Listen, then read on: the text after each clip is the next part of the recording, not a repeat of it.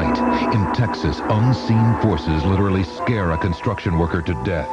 An attorney solves a 100-year-old murder mystery with the help of the victim. In California, toy store employees encounter a spirit determined to reach out to the living because he refuses to believe that he's dead.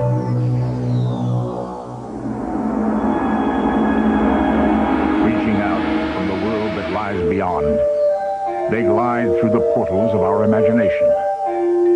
They shouldn't even exist, yet they've been seen appearing in the wink of an eye and vanishing in the pound of a heartbeat. Where they come from, what they want, only they know. They are beyond life, beyond death, to some of us beyond belief. But you are about to meet ordinary men and women who claim to have witnessed them, walked with them, even embraced them. Ordinary people who tell true stories of haunted lives.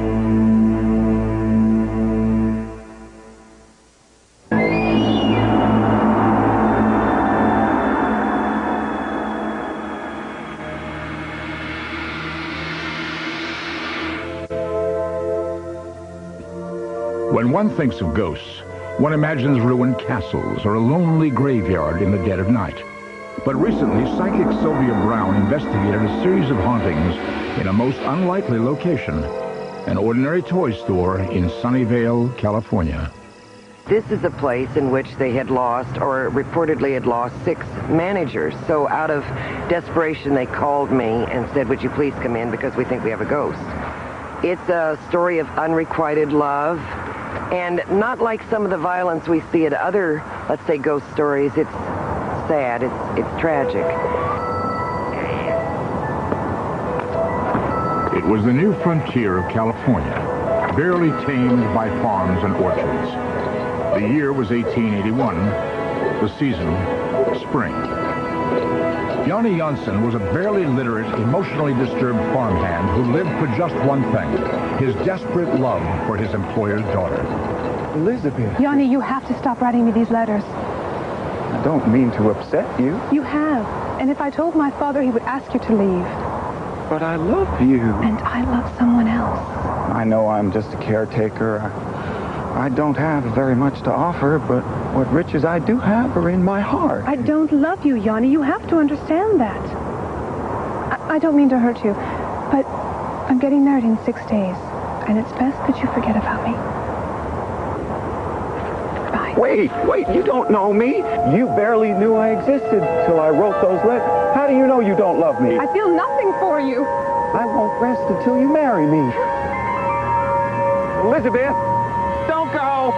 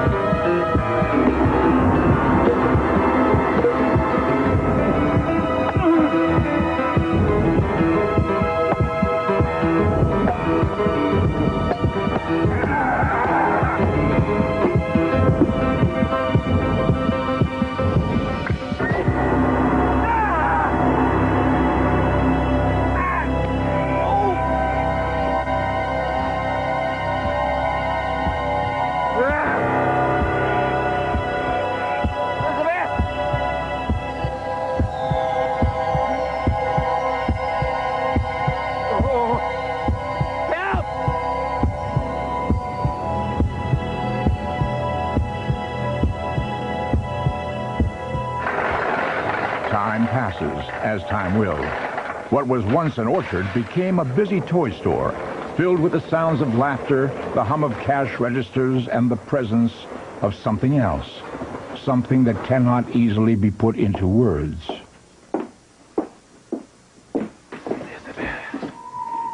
Hello? Is anybody there?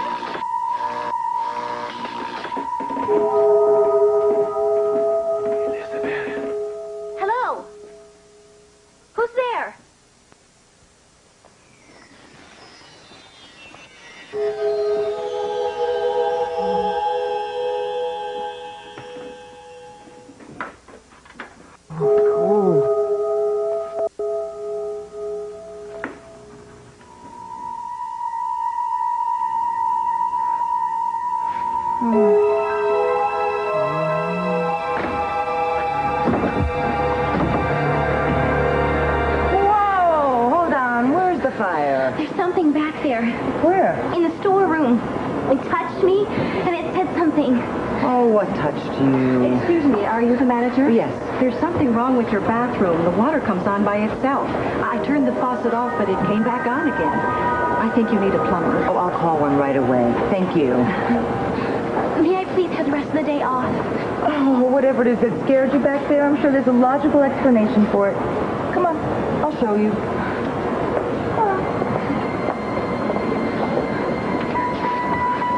Oh, it's only the storeroom. Nothing to be afraid of.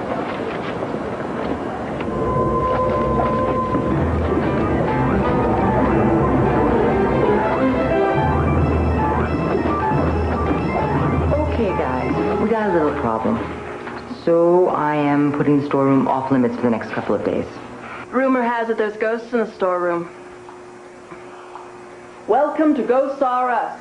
Can I haunt you? This is not a joke.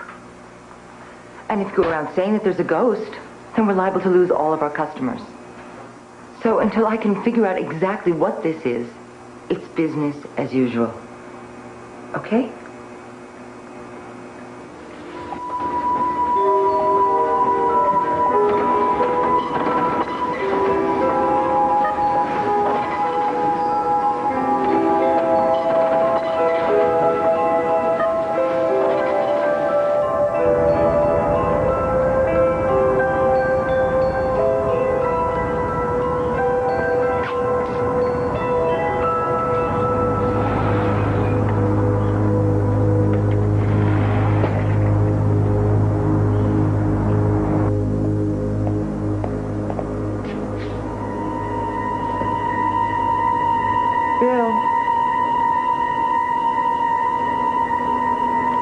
Stack them like that? Huh?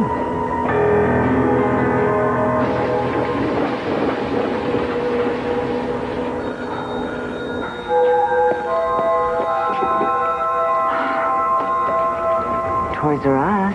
Hi, it's me. Margie and I are at the school library. We're trying to figure this thing out. And we just found out some really interesting information. A long time ago, some people named Elizabeth and Martin Murphy lived here in Sunnyvale. They had this hired hand named Yanni Janssen, who was killed in an awful accident. The spooky part is that all this stuff happened exactly where the store is now. We also found a lady we think can help us. She's a psychic researcher. Her name is Sylvia Brown. She works with the police and really knows this area. She specializes in these kinds of cases. She's supposed to be very professional. She may even know who the ghost is. We really think she can help us with the thing. I need her right away. All right, we'll get in touch with her.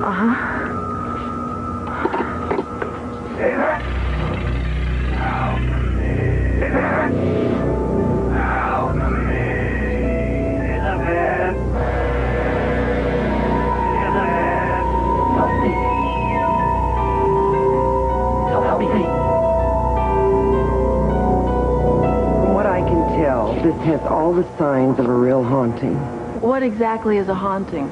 It's spirits that don't know they're dead, or they resist going towards the light. Sometimes it's just unfinished business, or they just don't want to go. You see, in this case, Yanni Janssen is in a time warp, and he really believes that he's still part of this Martin Murphy ranch. So how long will we be doing this for? Months, years, maybe. Well, how do I get rid of him? With a silver bullet. Well, really, we have to convince him that he's dead. That night, Sylvia Brown tried to summon the spirit of Yanni Janssen. Yanni, are you with us?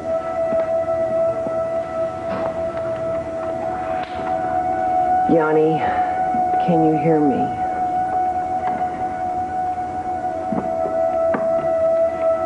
I can feel his presence now. It's getting stronger. He's coming towards us. I can see him. He looks a lot like Casper. Coming around the corner now.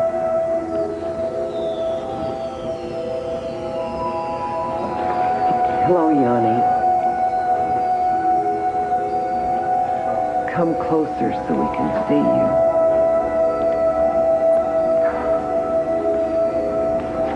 You're looking for someone.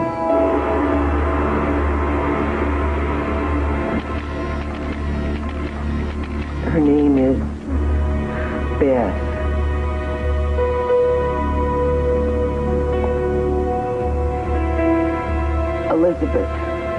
Elizabeth Murphy.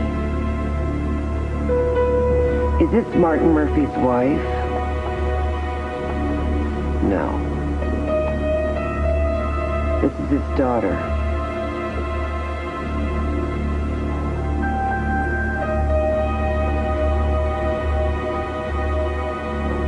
I'm sorry. No, she's not here. I know you loved her. She's very beautiful.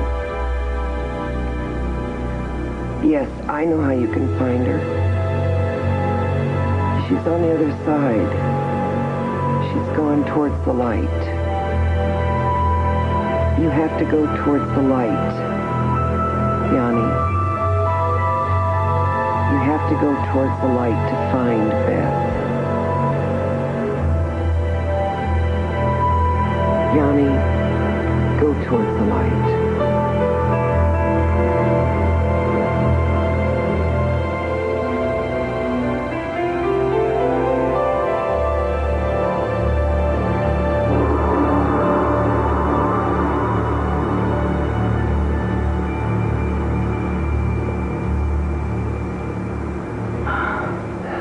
Thank you.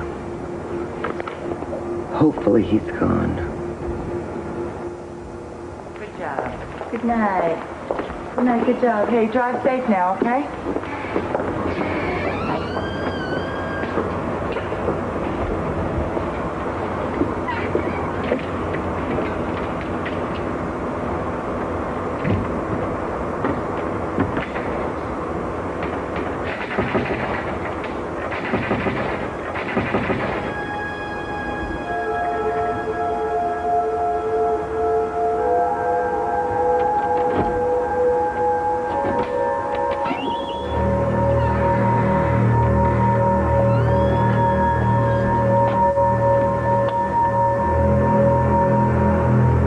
Is anybody here?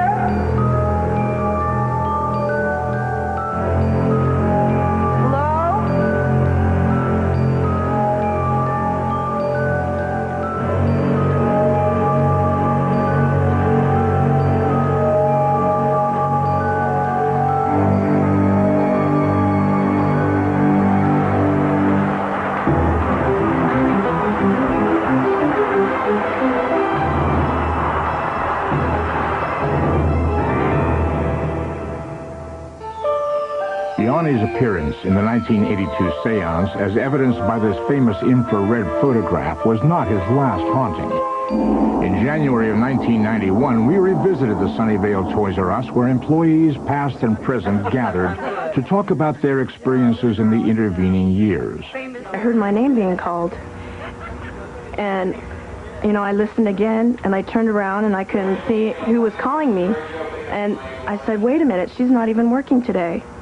And I'd get back up, and I'd start fixing the overstock again, and I'd hear it again. And then I'd feel my hair being caressed.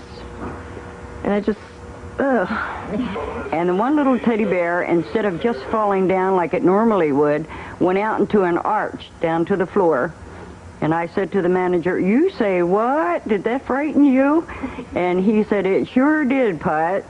So now when I go into the stock room, I bless myself and I say, "Hi, Johann. It's only me doing a day's work." And upstairs we heard footsteps, very loud footsteps, thump, thump, thump, thump. And I looked around and counted 1, 2, 3, 4 to make sure we were all there. And we were all there. And I asked one of the employees, I said, "Let's go upstairs and check it out." He's all, "No way, I'm staying right where I am." I had gone in to use the restroom, was in one of the restroom stalls, heard the door open, heard the water turn on, kind of looked under, saw nobody in the restroom.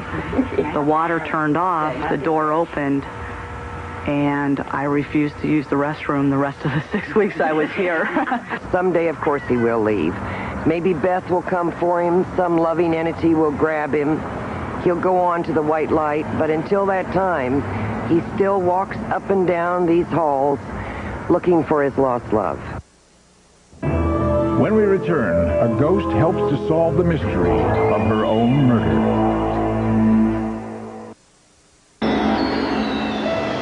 Next to the coast of San Diego stands the Hotel del Coronado. For over 100 years, it has been famous as one of the world's greatest examples of Victorian architecture.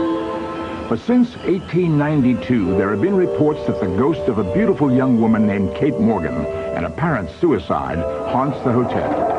A respected criminal attorney named Alan May was fascinated by recent reports he had seen on television. A mystery buff, he decided to investigate the rumored hauntings firsthand. One summer night in 1989, Alan May checked into the Del Coronado. He stayed the night in the very room Kate Morgan was said to haunt. By the next morning, he was asking to be moved to another room. What can I tell you, Mr. May? As far as I know, room 3502 is the one that... Well, you were there last night. Didn't you hear anything? Yeah, I heard the elevator. I heard the ice machine. Look, I'm not trying to be difficult. I just don't think that was the room. According to the stories, Kate spent her days looking out the window, waiting for her lover to come. The room I was in had no window. Besides, you said yourself the last 2 times they redesigned this hotel, they changed all the room numbers. According to all the records, that would have been room 302 in 1892. That's the room I want. Let me see if it's free.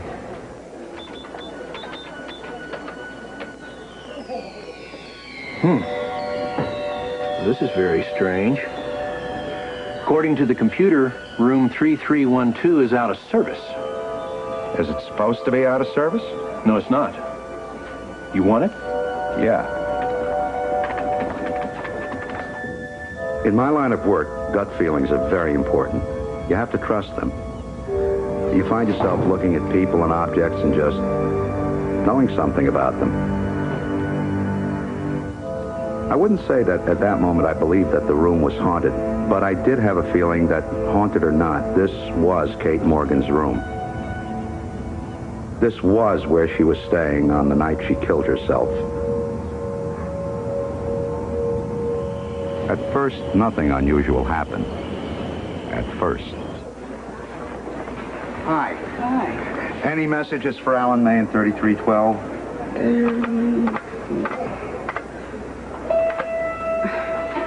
Are you sure that's your room? 3312. Yes. Why, is there a problem?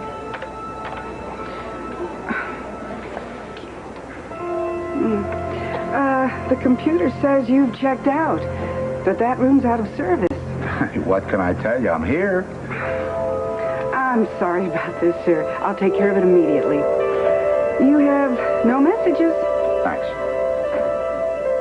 Our original reason for going out here, I mean, we can sit in the car and drive along and count 10 or 50. That night, I couldn't sleep. It was like I was waiting for something to happen. But what?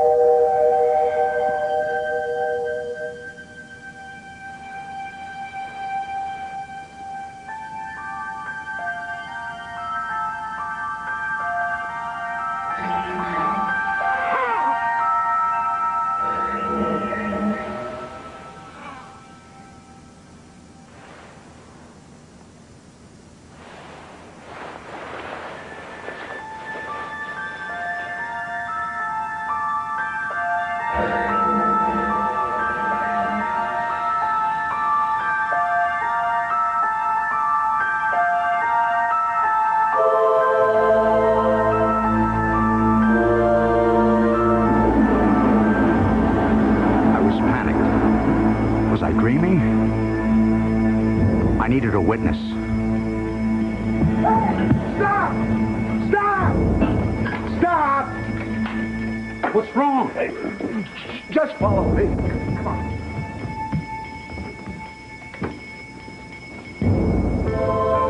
Do you see it? TV's off.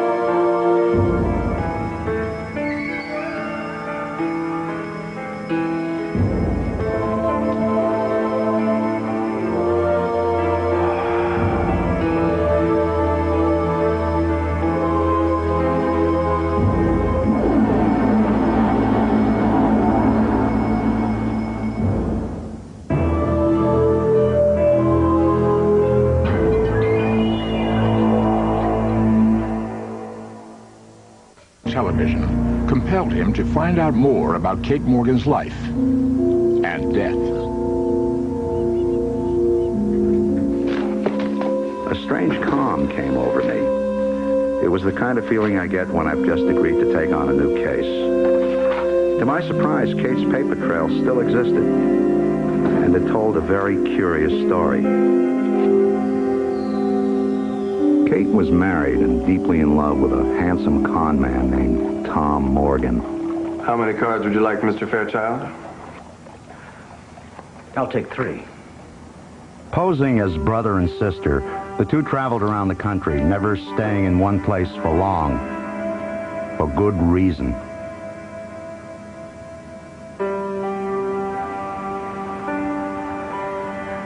Here's your drink, Mr. Fairchild.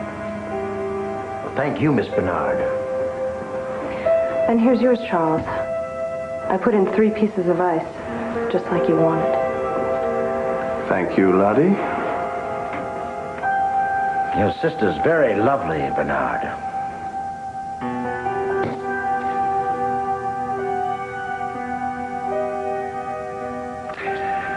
I'll see your bet and raise you 50.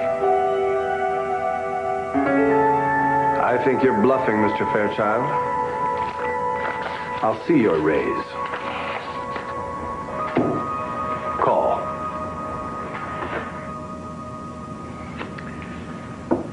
Three aces.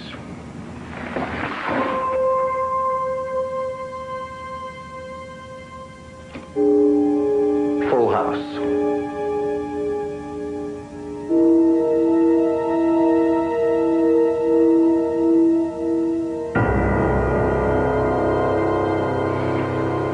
Someday, Mr. Bernard, you'll have to tell me how you did it.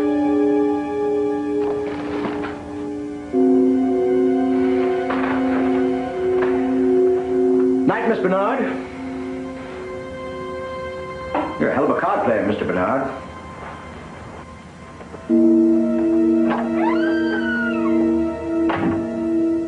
It was a con game that worked.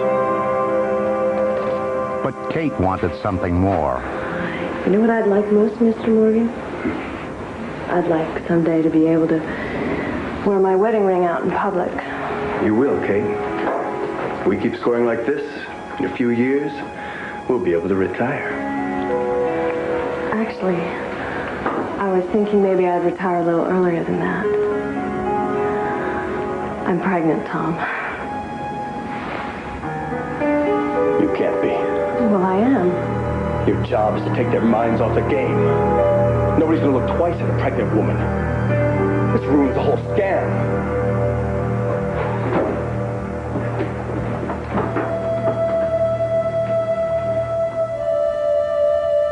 Tom abandoned Kate when she no longer served his purpose. She waited for him to return, and waited. Sadly, Kate lost her baby. But despite everything she had endured, she was still determined to rejoin Tom, and he reluctantly agreed to meet her in San Diego. A tragedy was drawing towards the final act. Do you have a Mr. Bernard registered? Yes, we do. As a matter of fact, Mr. and Mrs. Bernard checked in yesterday. Whom should I tell them is calling? No, it's all right. That won't be necessary. Just tell Mr. Bernard that his sister stopped by, and perhaps I could leave a note. Later, that same evening, they found Kate's body. She had died of a self-inflicted gunshot wound. That poor, lonely young woman waiting for a lover that would never come. Kate Morgan's story made sense to me now. Certainly, it would explain the presence of a ghost, if that's what I was dealing with. Ghost or not, my heart went out to Kate. But that night, as I returned to the hotel, I was uneasy. Something was bothering me. It was her death certificate. Maybe the police missed something.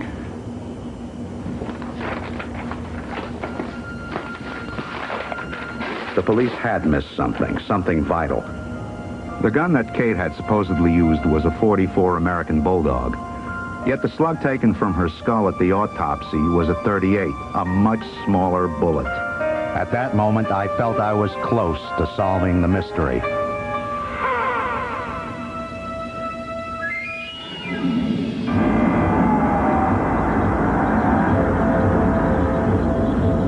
I didn't feel fear so much as I felt awe.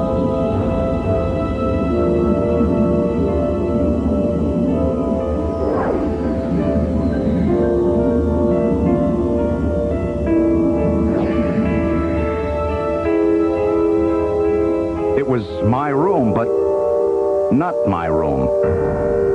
Kate had somehow pulled me into the past. Her past.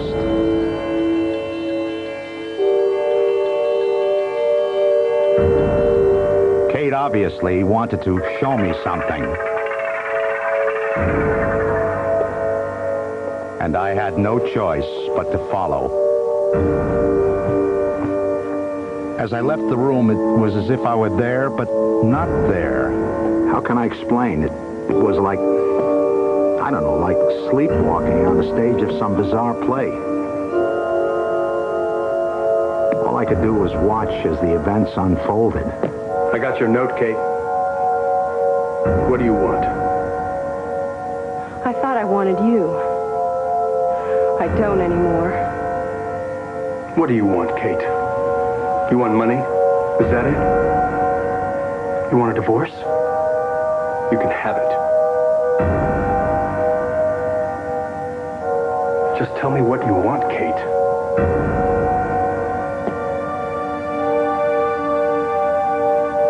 Don't be foolish, Kate. You lied to me. You hurt me. Kate. Please.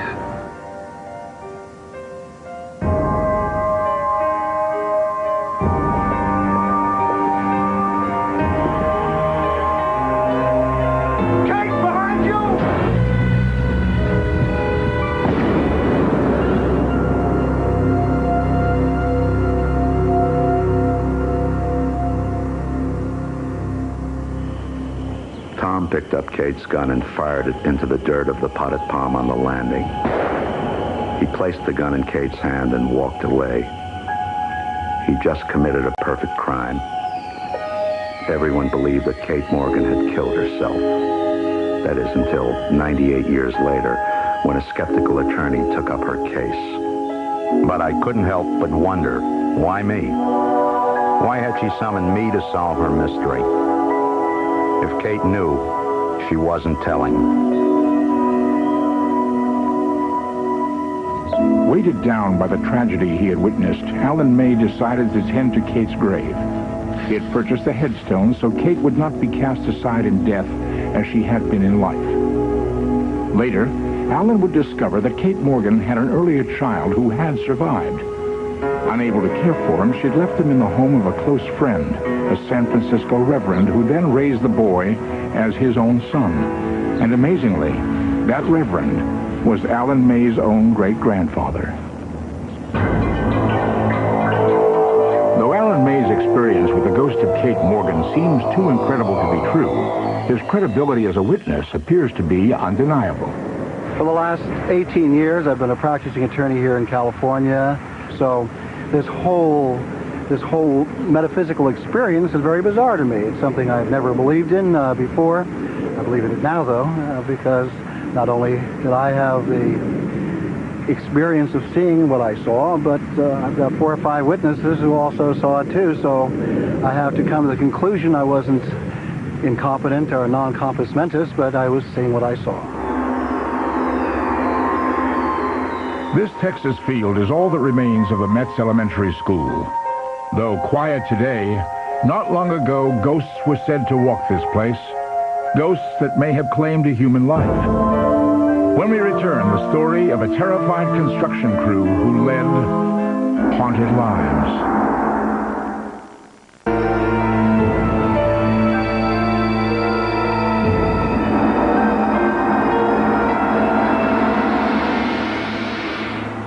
The Metz Elementary School had stood for 75 years, but in the fall of 1990, progress demanded that it be torn down. Blow up the school. Let's do it, man. Get out of here. To Morris Torres and his brother Gabe, tearing down the school was an easy job. With their dad Joe calling the shots, it was just another day's work. They were wrong. Dead wrong. Dad, we gotta get started. I know. I'm just waiting for your brother and Leo to finish their inspection. They went inside. We should be okay.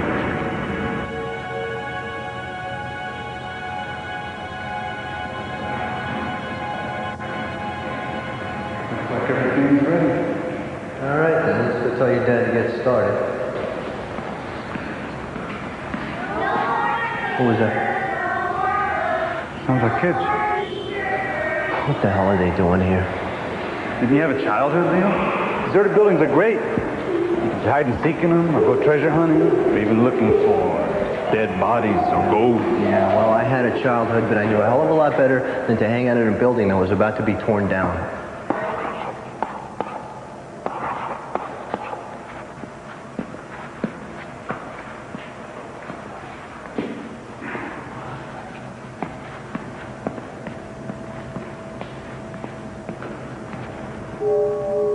I could have swore the noise was coming from in here. Yeah. Well, maybe it was just in our heads.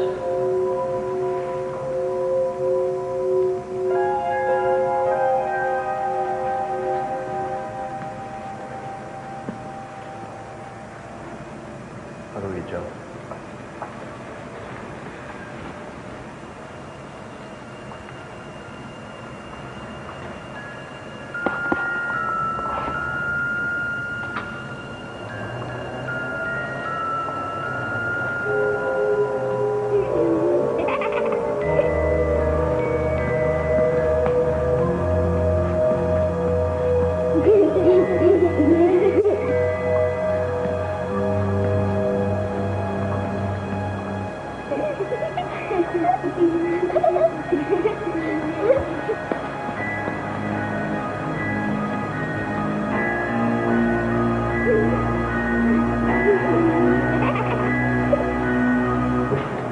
Somebody in here?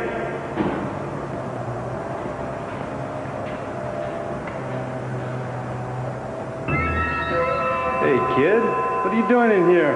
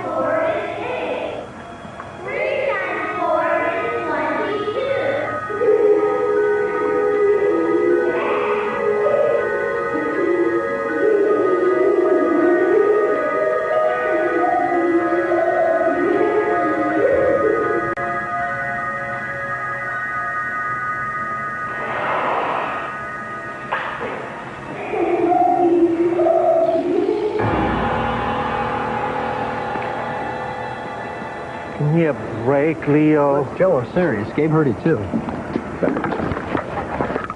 What the hell is the matter with you? Inside the classroom. Huh? There was writing. It was there. Yeah, you see, I told you. Listen, I don't have time for this. Joe, I'm telling you, there's something in there. Fine. What do you want me to do? Call Ghostbusters? Come on, everybody. We're taking this mother down right now. Miguel, come on, crank it up. Let's get going.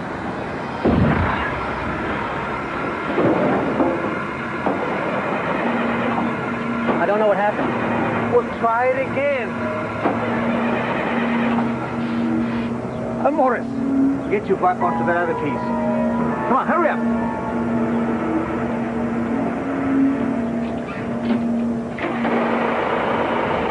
right, son.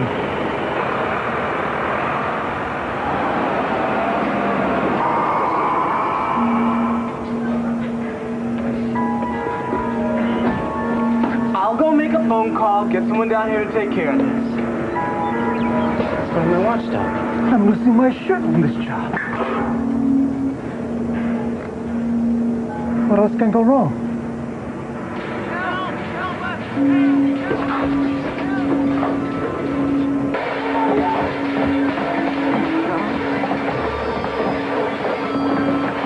I need some help over here!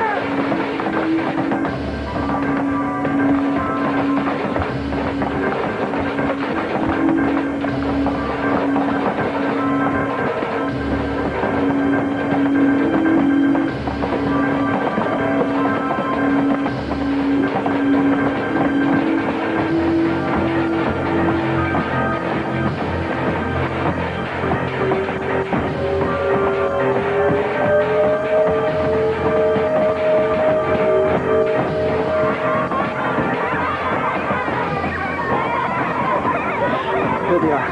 What?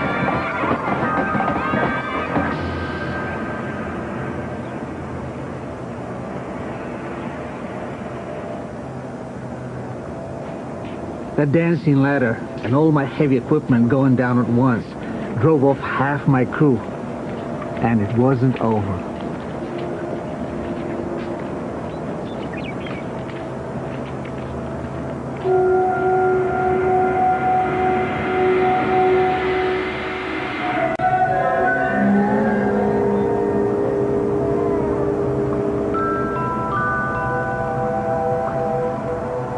The newspaper found out about our problems. One afternoon, a woman named Elaine Ireland called me. She had read the story. She said she was a psychic and she could help. What can I tell you? I was skeptical.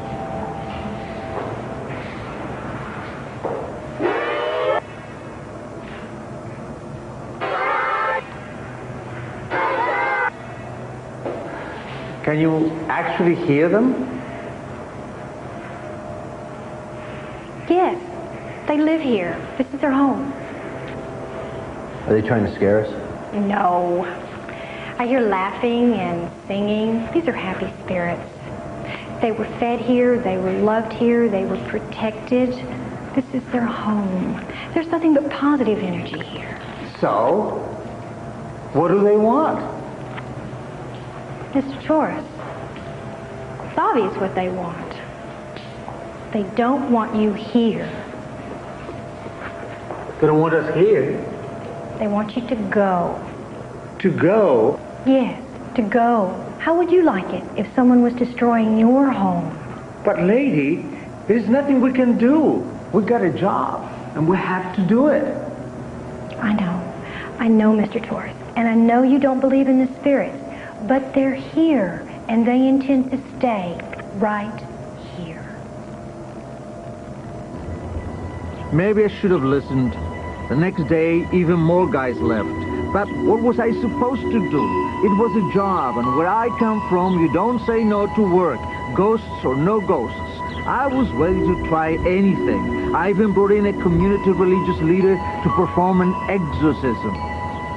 Oh, Heavenly Father, we ask you to have mercy upon these souls and allow them the rest that they seek within the sanctuary of your heavenly kingdom. Take them from our midst and grant them eternal peace. Amen.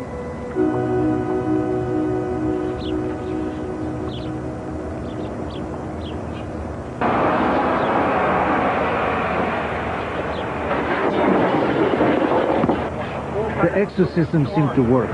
I was ready to believe in miracles if that was going to help me get this job done. By the afternoon, we were beginning to make up some of the lost time.